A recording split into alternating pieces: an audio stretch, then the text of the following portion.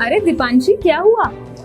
यार इस हिचकी ने परेशान कर दिया है। इतना सारा पानी भी पी लिया है और हिचकी भी बंद नहीं हो रही है। ओहो, बस इतनी सी बात। चल मैं तुझे इसके कुछ टिप्स बताती हूँ। अगर आप भी हैं हिचकी से परेशान तो ये रहे आपके लिए कुछ टिप्स। थोड़ा सा अदरक का टुकड़ा लीजिए और उसको मुंह में रखकर चूसते रहिए। इससे आपकी हिचकी बंद हो जाएगी।